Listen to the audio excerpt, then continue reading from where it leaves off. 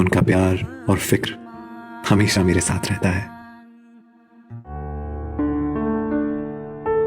Bhushan jewellers, अनमोल रिश्तों के लिए। नमस्कार, जीवन उत्साह न्यूज़ पर आप सब लोगों का बहुत बहुत स्वागत है। और आज हम आपको लेकर चल रहे हैं भोटा में भाजपा कार्यकर्ताओं द्वारा त्रिदेव सम्मेलन का एक आयोजन किया गया है, जिसमें पूर्व में मुख्यमंत्री रहे श्री प्रेम कुमार धूमल जी शामिल हुए और उन्होंने कार्यकर्ताओं को संबोधन किया। और आज इस कार्यक्रम को लेकर, जैसे कि आप देख भी रहे हैं, धूमल जी सक्रिय हैं पूरी तरह से अभी राजनीति में और सभी पंचायतों में दौरे कर रहे हैं, जा रहे हैं और भाजपा की उपलब्धियां जो हैं उनको गिना रहे हैं। तो चलिए आपकी बात कराते हैं और कहते हैं कि इस त्रिदेव सम्मेलन के माध्यम से क्या वो संदेश जनता को देना चाहते हैं। धूमल जी को जय श्री राम, जय श्री राम, जय श्री राम। धूमल जी को जय श्री राम, जय श्री राम, जय श्री राम। भारतीय जनता पार्टी जिंदाबाद, भारतीय जनता पार्टी जिंदाबाद। नरेंद्र भाई मोदी जिंदाबाद, अनुराग ठाकुर जिंदाबाद, जयराम ठाकुर जिंदाबाद, भारतीय जनता पार्टी जिंदाबाद।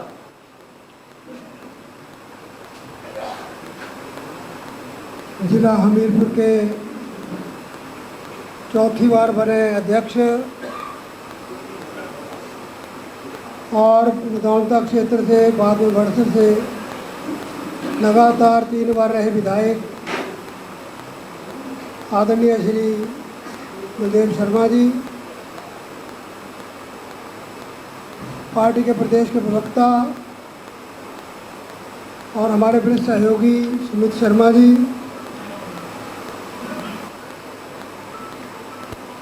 इस संसदीय क्षेत्र के विस्तारक श्री संजीव ठाकुर जी,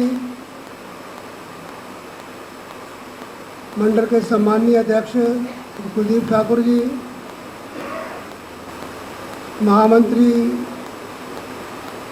दोनों महामंत्री, अन्य पदाधिकारीगण, भोटा नगर परिषद की अध्यक्षा, उपाध्यक्ष और मेंबर्स, फौजी अफसरान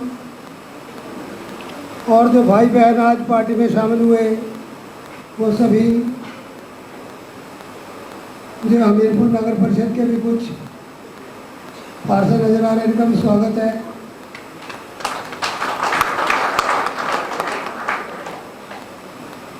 सभी मंडलों के 4-4 भाग करके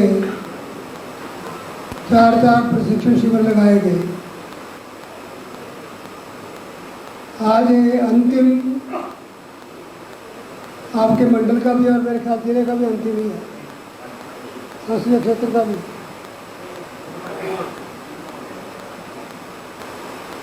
बड़सर का और हमीरपुर जिले का अंतिम सत्र है और सारे प्रशिक्षण शिविर सफलतापूर्वक लगे। जिले के सभी कार्यकर्ताओं को, सभी पदाधिकारियों को और जिला के हमारे कर्मठ अध्यक्ष बलदेव शर्मा को बहुत बहुत बधाई देता हूँ।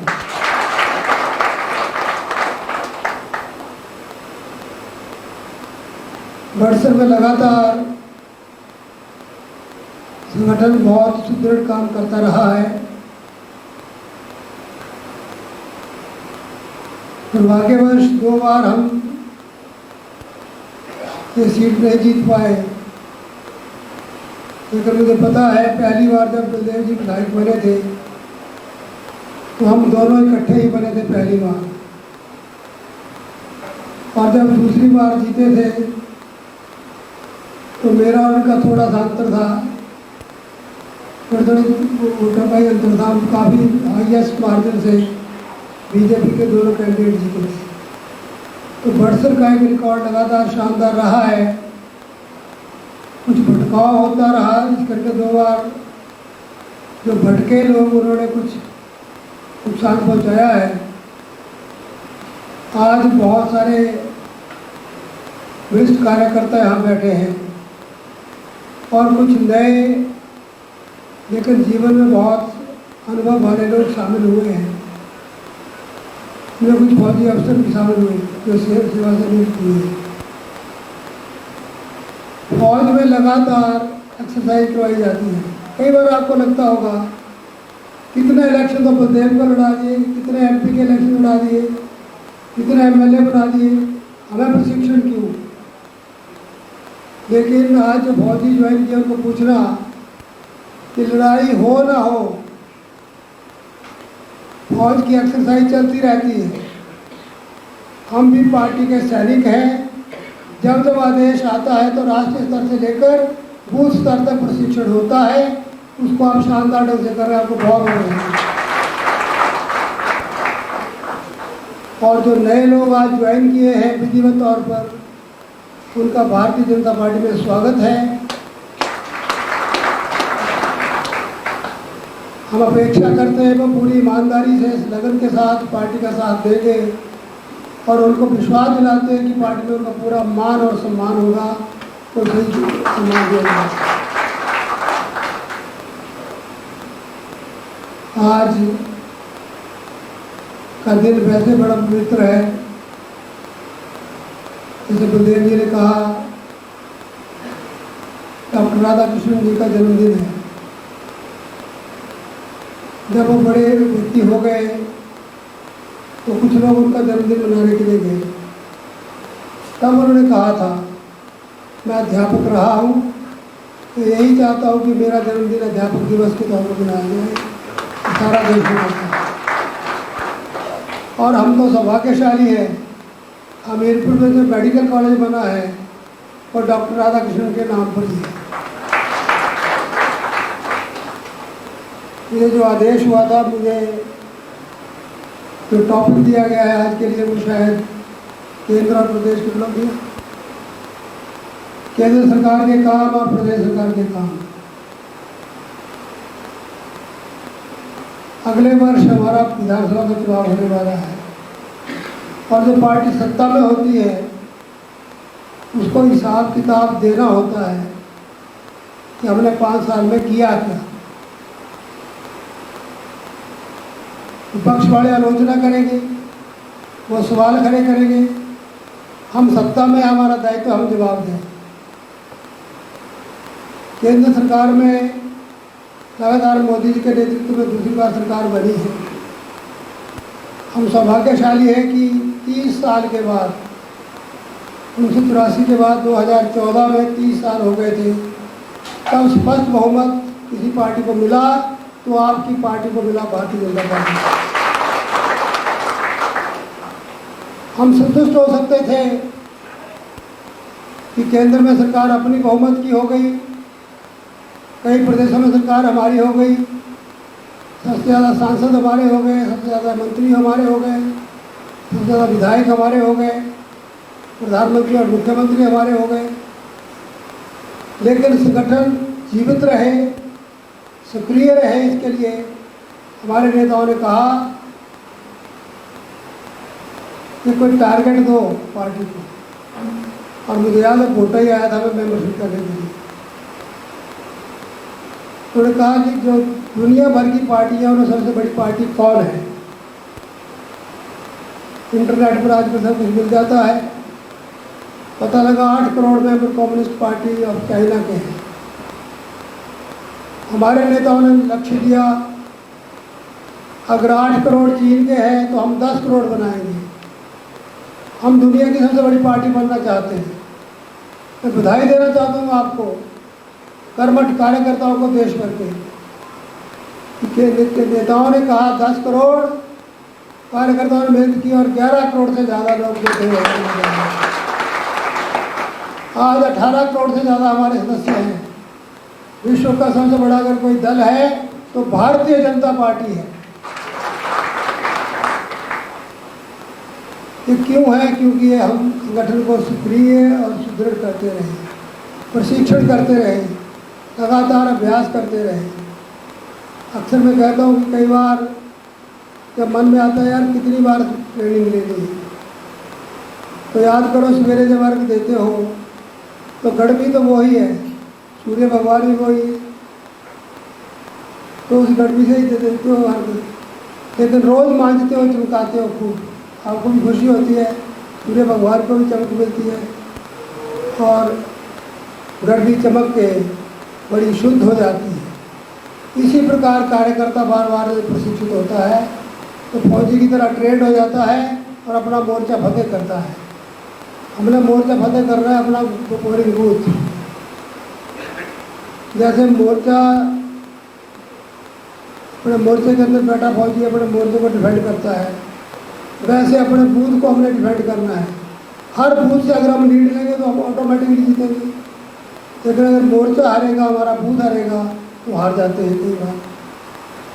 अगर ज़्यादा मोर्चों पे हार जाओ तो हार निश्चित होती है, ज़्यादा मोर्चों पे जीत जाओ, ज़्यादा मतों से जीतो तो जीत निश्चित होती है। इसके लिए आपके पास बारूद क्या है? पार्टी के संस्कार, पार्टी के कार्यक्रम, पार्टी की उपलब्धियाँ। सत्ता मित्रों हमारे लिए कोई एंजॉय करने का साधन नहीं है कि आनंद भोगे। सत्ता हमारे लिए सेवा का साधन है। भारतीय जनता पार्टी के लिए सत्ता के माध्यम से राष्ट्र की सेवा करना और भारत माता को परम वैभव तक पहुंचाना, उसके लिए हम काम कर रहे हैं। इसलिए सेवा समर्पण की भावना से काम होता है। दुनिया का कोई मुख्यमंत्री होगा जो प्रधानमंत्री होगा जिसने 7 साल तक कोई छुट्टी ना ली हो, कोई व्यक्ति जिसने 7 साल में कोई छुट्टी की ना हो, जो 7 साल में कोई बीमारी नहीं होगा, तो 7 साल में घर में कोई काम ही नहीं होगा, केवल भारत माता की सेवा के लिए काम कर रहे हैं, तो हमारे प्रधानमंत्री नरेंद्र मोदी कर रहे हैं, लगातार कर रहे हैं। दिवाली के त्यौहार को मनाने के लिए हम अपने घर की तरफ आते हैं, मोदी फौजियों के पास जाते हैं, बॉर्डर पे जाकर हर दिवाली पर बॉर्डर पर कहीं ना कहीं फौजियों के साथ दिवाली मनाते हैं। ये सारी तपस्या भारत माता को शिखर पर ले जाने के लिए है। और आज ही मैं सुन रहा था दुनिया में सबसे लोकप्रिय जो नेताओं का चयन हुआ, आज रिजल्ट आया है, नरेंद्र मोदी दुनिया के दूसरे सबसे बड़े नेता बन गए। तो इस प्रकार का स्नेह विश्व का मिलना हमारे सबके लिए गौरव की बात है। कई बार आपको पूछेंगे लोग मोदी ने किया क्या, कुछ बातें मैं बताऊंगा, कुछ आप अखबारों से पढ़ते ही हैं, लेकिन हम याद नहीं रखते। अगर चर्चा कहीं शुरू हो जाए तो 2-3 पॉइंट बोलने के बाद हम चुप हो जाते हैं। क्यों? क्योंकि हमने न लिख के बनाए, न नोट किए, और जब चर्चा होती है तो हम बोल नहीं पाते। बूथ का कार्यकर्ता उठेगा तो बोलने लगेगा 370 खत्म कर दी, राम मंदिर का फैसला करवा दिया, सर्जिकल स्ट्राइक कर दिया, बस 3 रुपये वाली बात। तो राष्ट्रीय नेता ने क्या बोलना अगर बूथ वाले ने कोई बोलना? पंडित दीनदयाल जी जो हमारे पहले संगठन मंत्री थे और बाद में अध्यक्ष भी हुए, वो एक बार महाराष्ट्र के एक गांव में गए, जनसभा में जा रहे थे, रिक्शे में जा रहे थे, वहाँ का जो मतदान केंद्र का अध्यक्ष था वो लेके जा रहा था। थोड़ा उनको वैसे पूछ लिया, भाई तुम वहाँ क्या बोलोगे? तो मतदान केंद्र का दर्शन लगा, मैं कहूँगा कि हम 370 खत्म करेंगे, कश्मीर को हिंदुस्तान में मिलाएंगे, हम एटम बम बनाएंगे। पंडित जी ने कहा यार मेरा टिकट वापस बुक करा दो, मोनो रिक्शा। वो बड़ा हैरान हुआ कार्यकर्ता कि वापस क्यों जा रहे हैं? कहने लगा अगर राष्ट्रीय बातें तू नहीं करनी है तो मैंने क्या करना है? हमें क्या करना है भी ध्यान रखें। पोलिंग बूथ पर किस विधवा को आपने पेंशन लगवा दी? आपके पोलिंग बूथ पर इतनी माताएं बहनें ऐसी थी जो 70 साल की हुई थी तब पेंशन लगती थी बुढ़ापा की, अब 65 साल में लग रही है। कितने वृद्ध ऐसे हैं जो 70 साल के हुए तो उनको 80 साल से तो मिल गया, 10 साल पहले पेंशन बढ़ के मिल गई। कितने लोग हैं जिनको गैस कनेक्शन मुफ्त मिल गया, कितने लोग हैं जिनको नौकरी मिल गई, कितने लोग हैं जिनके घर तक सड़क बन गई, कितने लोग हैं जिनको सब्सिडी का कोई अनाज मिल गया, कितने लोग हैं जिन्होंने कोरोना के दिनों में मुफ्त में राशन लिया। कितने लोग हैं आपके जिनको वैक्सीनेशन हो गया मुफ्त में? ऐसे जो लाभ आपके बूथ पर मिले उनकी लिस्ट बनाओ, उनको याद कराओ कि तुमने किया। हमारे और कांग्रेस में अंतर क्या है? याद करो इमरजेंसी के दिन, जो पुराने कार्यकर्ता उनको याद होगा 75 में जब इमरजेंसी लगी तो इंदिरा गांधी जी ने घोषणा की थी कि जिस गरीब के पास ज़मीन नहीं होगी उसको 10 मरले ज़मीन कम से कम दी जाएगी। ज़मीनें अलॉट की गई, कुछ को हुई कुछ को हुई नहीं। जिनको हुई तो बिल्कुल सप्पड़ कर दिया अलॉट, जिसमें घास ही नहीं उगता था। ज़मींदारों ने छोड़ी नहीं, कांग्रेस सत्ता से बाहर हो गई, कब्जा नहीं मिला। ज़मीन किसी को, बहुत कम लोगों को मिली और जिनको मिली उन्होंने बेच दी। लेकिन आज तक हमारे अनुसूचित जाति के भाई बहन बहुत सारे इस गलतफहमी में कि हम सबको ज़मीन कांग्रेस ने दी थी और ये प्रचार करते हैं। हमने क्या क्या कर दिया वो हमें याद ही नहीं होता तो हम बोलेंगे।